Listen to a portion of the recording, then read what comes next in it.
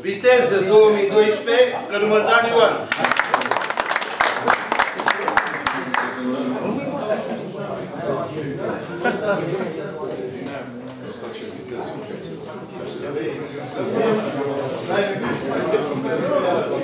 Locul 2, viteză, Tudor Iulian.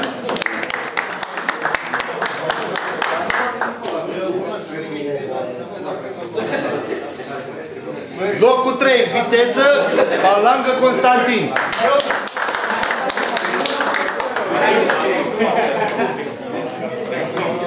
Mariane, dar tu mă ce mic?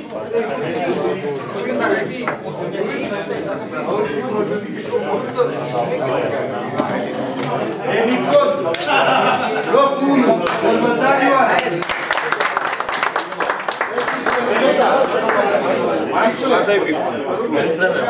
Emifon, locul 2, Tudor Iulian.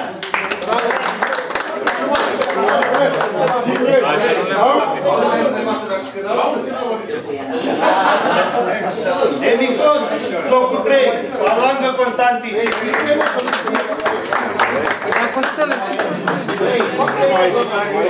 Dar ce credeți, mă, că a rămas în pană?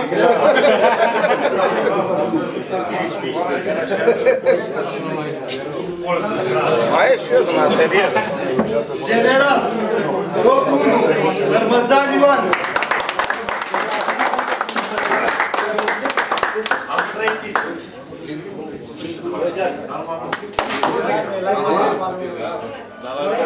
General, locul 2, Tudor Iulian.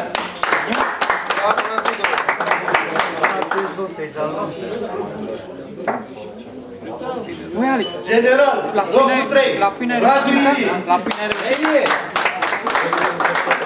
Așa?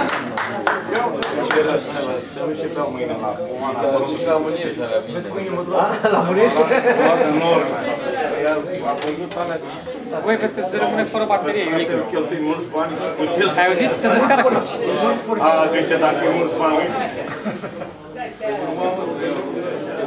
Bun crescător, locul 1, Radu Ilie.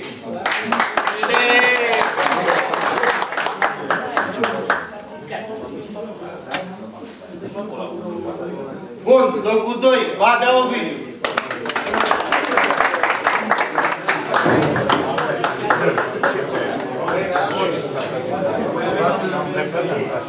Băi, bagă mă, ia să vedem, arată așa, mă. Cea mai frumoasă cupa asta e.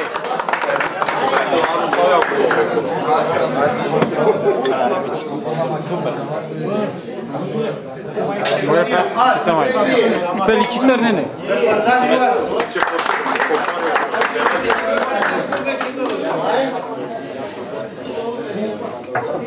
Maraton, locul 1, Cărmăzan Ioan.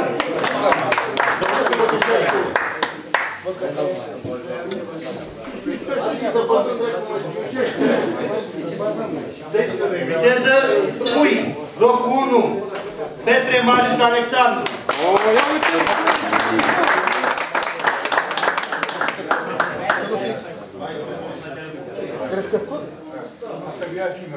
Viteză, Pui, locul 2, Ion Gianni.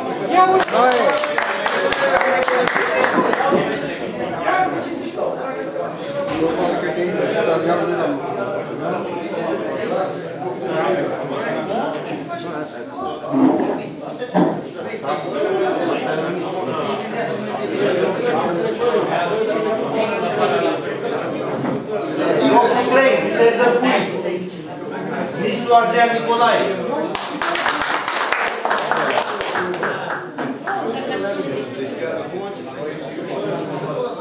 Viteză, Pui, locul 1, Ion Gianni.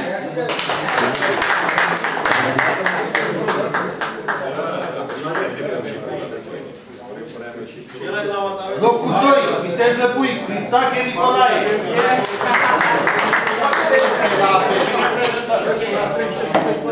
Locul 3, viteză, Pui, Stoian Petre.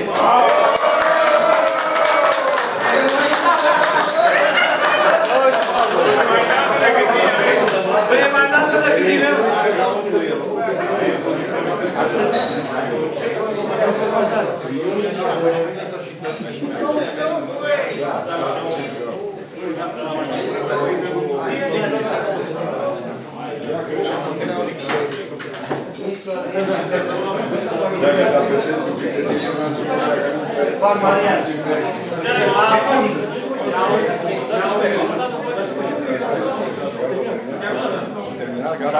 Costel, muzica. Muzica.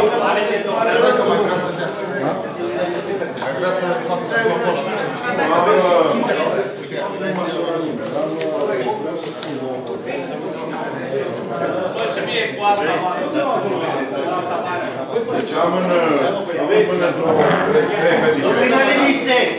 Deci am unele de pedigree, sunt cadou pe care un mare... Deci aș vrea să-i fac un elogiu lui Sandu Cazacu, în primul rând.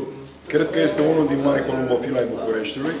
Cred că este un om care iubește porumbei, e un om care trăiește pentru porumbei și cred că merită stima noastră, mai ales că este un om extrem de corect și extrem de prietenos. Cel puțin cu mine și cred că cu fiecare dintre voi. Așa e.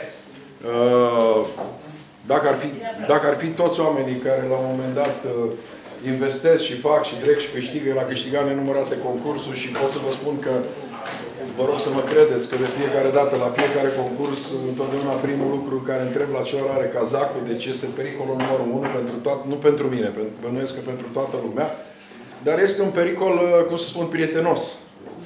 Deci nu este un dușman, este un prieten. Și chiar dacă câștigă, uneori accept ideea că câștigă și chiar îmi face plăcere că sunt concurent cu el și chiar îmi face plăcere că vorbim de porumbei, îmi face plăcere că este informat, îmi face plăcere că știe tot ce e licitația în lume. Eu sunt informat, sigur am prieteni în Belgia și știu tot. El este unul la fel de informat, știe tot ce e licitații, ne sfătuim. Deci, cred că dacă vreți să progresați în columbofilie, trebuie să fiți informați.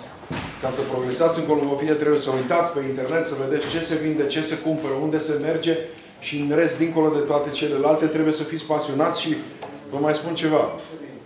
Porumbei vă dau atât cât timp le dați voi, atât vă dau și ei. Le dați o oră vă dau. Le dați 5, vă dau 5. Vă ocupați de ei în timpul sezonului, aveți rezultate. Nu vă ocupați de ei. O să spuneți când le fac eu pe toate. Mihăiță știe, eu mă scol la 5-6. Până la 9 nu plec nicăieri, până la 10. Primul lucru mă ocup de toți porumbei, de toți. Sigur am un băiat care face curat. Dar eu sunt ăla care mă uit, fac direct ce trebuie făcut. Seara când mă întorc de la servici, 3 ore le dedic porumbeilor. Să nu credeți cumva că diplomele au venit și cupele au venit așa. Eu am cumpărat porumbei din Belgia și ei au început să vină. Este munca mea, gândul meu. Îi spuneam lui Sandu, cum e, Sandu? Te culci seara și cu închizi ochii zici, în boxa 1 roșu cu moțata, în boxa 2. Bănuiesc că jumătate din voi la fac la fel. Vă puneți în pat și ziceți, Roșu, vă arăt caietele mele de iarnă. Noi n-avem la ce să ne gândim. Deci aș vrea, îi fac acest elogiu public pentru că este și un om generos. Va veni la petrecerea noastră și a adus 3 porumbei cadou. Un cadou pentru președintele Cană. Eu îi dau pe ăsta.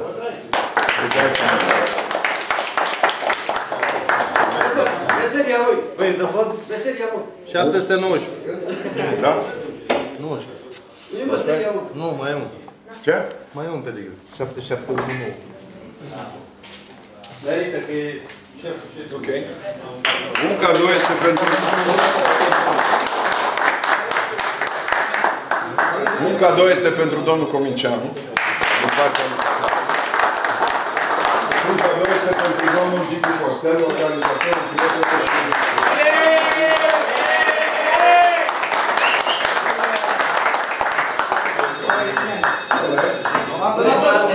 Nu, i-a încurcat. Dăm unde?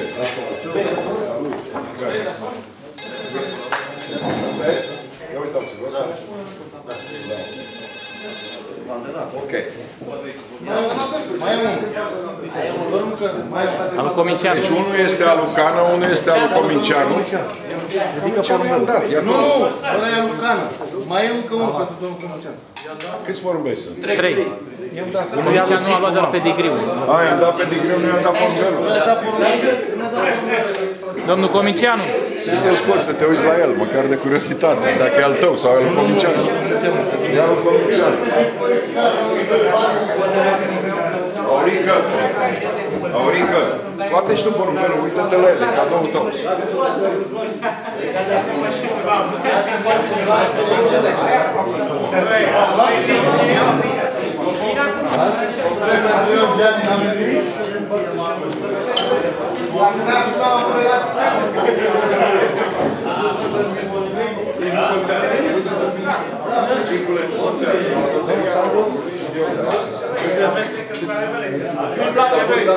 Din tot sufletul ăla e.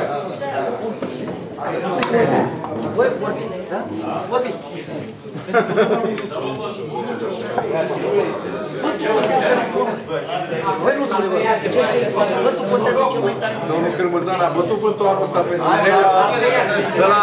A bătut vântul pentru Nela. Mă, ce Nela, lasă-mă, da, mă. Băi, a bătut vântul și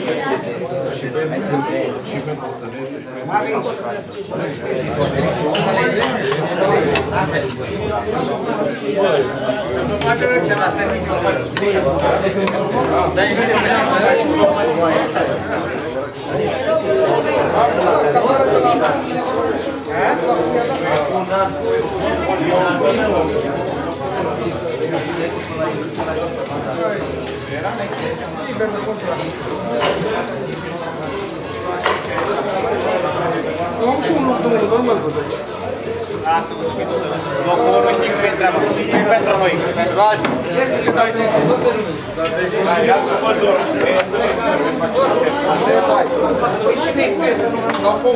Nu-mi tragi, trage-mă și pe mine, te rog frumos. Am tras. Nu, acum, te rog frumos. Pe mine cine mă trage? Mă trag eu. Lasă că mă trag singur. Dacă nu pune acolo, să faci pozele alea. Știi tu? Noi suntem frați de fond, știi? Te bag, te bag. Stai să mă...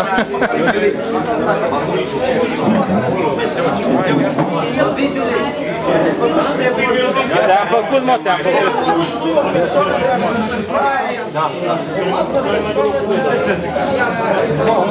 Așa frumos. Nu, frate, că le fac o cutie, vreau să fac și o poză. Dacă de jos. toate astea, nu să faci poze, băi, îi faceți Așa, l-a luat așa.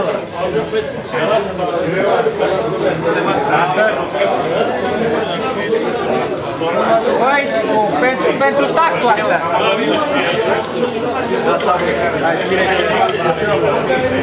Băi, te dai de sabune!